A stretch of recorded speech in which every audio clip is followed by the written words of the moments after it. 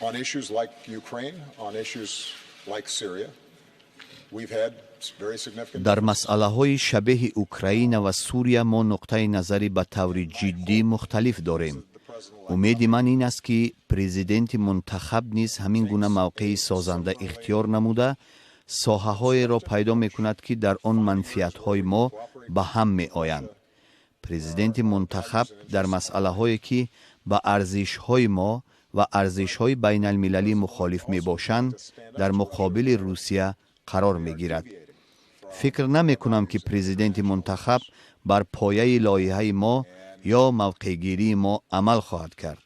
آرزوی من این است که او سیاست واقعی را ادامه داده بعضی سازش‌ها با روسیه را متوقف می‌کند.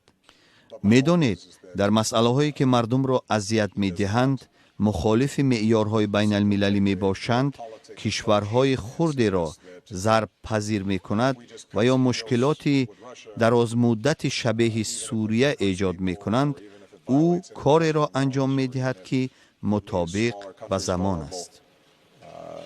Or creates long-term problems in regions like Syria that we just do whatever is convenient at the time.